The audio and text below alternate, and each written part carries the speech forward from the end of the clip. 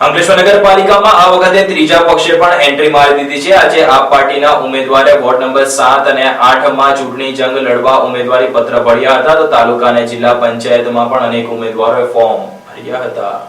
અંકલેશ્વર નગરપાલિકા ચૂંટણીને લઈને રાજકીય માહોલ ગરમાયો છે। આમ આદમી પાર્ટીના ઉમેદવારોએ આજરોજ વોર્ડ નંબર 7 અને 8 માટે ઉમેદવારી પત્રો ભરતા ચૂંટણીમાં ત્રિકોણીય મુકાબલો સર્જાવાની શક્યતા વધી છે। વોર્ડ નંબર 8માં આમ આદમી પાર્ટીના મોહમ્મદ આસિફ, મોહમ્મદ સફી શેખ, અફરોઝ પરવીન, શાહનવાઝ મિર્ઝા અને મનુબેન વસાવાએ ઉમેદવારી નોંધાવી હતી, ત્યારે વોર્ડ નંબર 7માં મોહમ્મદ ફહીમ, ફિરોઝ ખાન પઠાણ અને શિવાભાઈ વસાવાએ ઉમેદવારી પત્રો ભર્યા। રાજકીય રીતે મહત્વપૂર્ણ ગણાતા વોર્ડ નંબર 8 પર ખાસ નજર રહેવાની છે। ત્યાર સુધી આ વોર્ડ કોંગ્રેસનો ગઢ રહ્યો છે અને સતત કોંગ્રેસના ઉમેદવારો વિજય બનતા આવ્યા છે। જોકે આ વખતે આમ આદમી પાર્ટીએ મજબૂત દાવેદારી નોંધાવતા ચૂંટણી વધુ સ્પર્ધાત્મક બનવાની શક્યતા વ્યક્ત થઈ રહી છે। આમ આદમી પાર્ટીના ઉમેદવારોએ જીતનો વિશ્વાસ વ્યક્ત કર્યો છે, જ્યારે પરંપરાગત રીતે મજબૂત કોંગ્રેસ માટે પણ આ ચૂંટણી પડકારૂપ બનશે તેવી ચર્ચા રાજકીય વર્તુળોમાં ચાલી રહી છે। પરિણામે વોર્ડ નંબર 8ની ચૂંટણી રસાકસી ભરી અને રસપ્રદ બનવાની સંભાવના છે।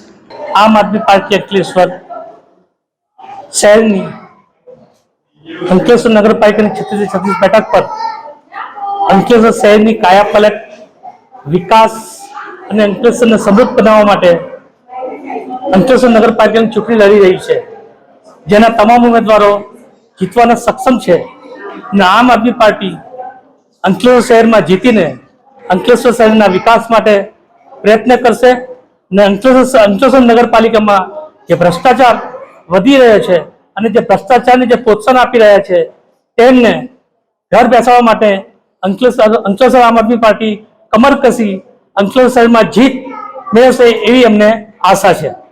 નમસ્કાર, જય હિન્દ, જય ભારત। હું નીતિન વસાવા, આમ આદમી પાર્ટી અંકલેશ્વર પ્રભારી। આજરોજ અંકલેશ્વર તાલુકા સ્થાનિક સ્વરાજની ચૂંટણીમાં 26 તાલુકા પંચાયતના સભ્યો અને 4 જિલ્લા પંચાયતના ઉમેદવારી ફોર્મ આજે ભરવા આવ્યા છે।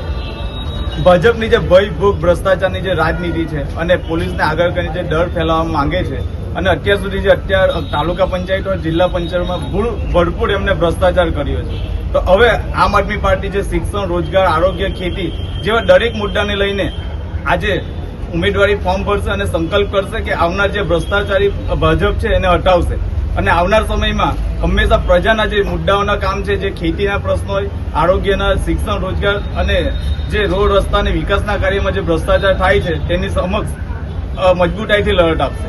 અને આવનાર સમયમાં અમને વિશ્વાસ છે કે તમારા મીડિયા અને સમગ્રના માધ્યમ દ્વારા અમે જણાવીએ છીએ કે આમ આદમી પાર્ટીના શિક્ષિત અને સારા ઉમેદવારોને તમારો ભવ્ય વિજય અપાવો એવી આશા રાખીએ છીએ। જય હિન્દ, જય ભારત।